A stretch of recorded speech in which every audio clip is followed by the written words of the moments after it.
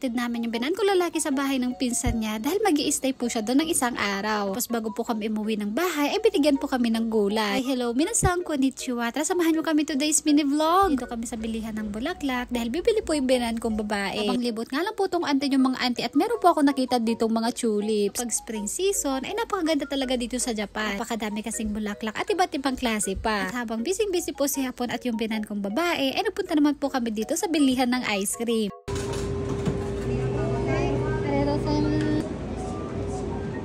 Yummy. Sarap.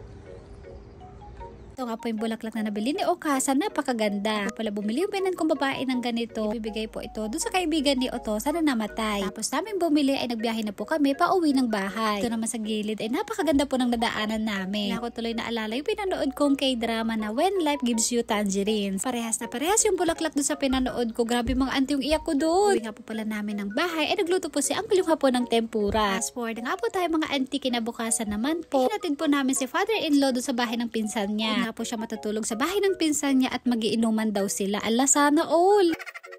Tapos ng ilang minutong biyahe, ay nakarating na nga po kami dito sa bahay ng pinsan niya. Malapit ka lang po ng bahay nila dahil wala pang 20 minutes sa biyahe. Tama nga po ng binan kong lalaki yung dalawang pinsan niya. Habang nandito po kami, ay bibigyan daw po niya kami ng gulay. Bago kami mag-harvest, ay pinakita muna niya sa amin yung mga tanim niyang ichigo. Madami nga po at ang gaganda pa. Dito naman ay meron po siyang tanim ng mga bawa. Grabe, ang ganda po ng mga tanim niya. Maluwang po ng bukid nila mga auntie at marami po sila dito tinatanim na gulay. Kaya po ng gulay na to, kung hindi po ako nagkakamali, tawag po dito sa gulay na to ay nanohana. Maraming salamat nga po pala sa mga sumagot ng tanong ko kung anong klaseng gulay to. First time ko lang po kasi makita at makahawak ng ganitong klaseng gulay. Kapag nag-harvest po kami dito ay tinatanong ko kung paano po ito lutuin. Sagot nga po sa akin, pinapakuluan daw po ito sa mainit na tubig. Ito nga po yung kinukuha namin, yung parang bulaklak niya. Akala ko nga po nung una ay maliliit na broccoli. Ito pong pinsan ni father-in-law ay napakahilig din po magtanim-tanim. Yung mga tanim ko pong strawberries mga auntie ay sa kanya rin po galing. Tapos namin may hatid si father-in-law ay dumiretso naman po kami dito sa Comeri.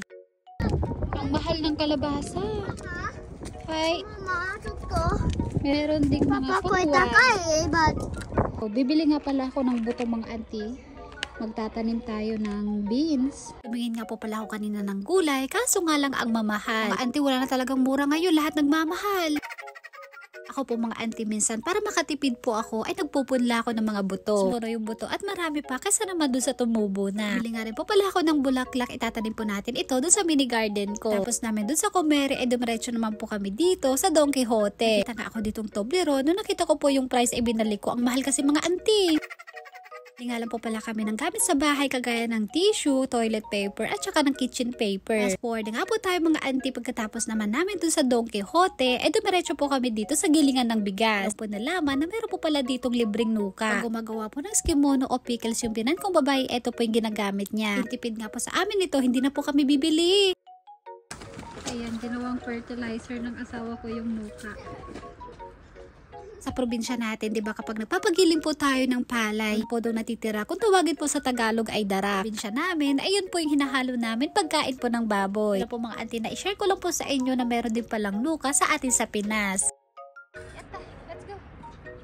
Nga pala namin kanina, si Uncle yung hapon naman po ay ginawang fertilizer yung dara. Nabili nga rin po pala ako kaninang parsley kaya tinanim ko. Pasok ko naman po dito sa loob ng bahay namin, si Uncle yung hapon naman po ay nagpagupit. Kahit hindi po ako marunong magupit, nagtiwala po sa akin tong asawa ko.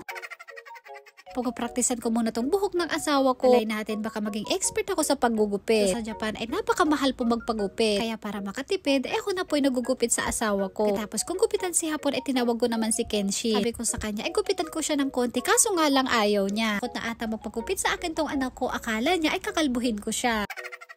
Ito naman po ay pinapakuluan na po ni mother-in-law yung binigay sa ating gulay kanina. Pinakuluan nga po ito ng binan kong babae ng ilang minuto. Tapos po nitong pakuluan ay pinipiga po, tapos hinahati. Nasa nga po pala nito ay medyo mapait po ng konti. Tapos po magluto ng binan ko ay kakain na po kami. Minasang itadakimasu. Kailan po maraming salamat sa panonood. Thank you for watching. Sayonara and bye bye.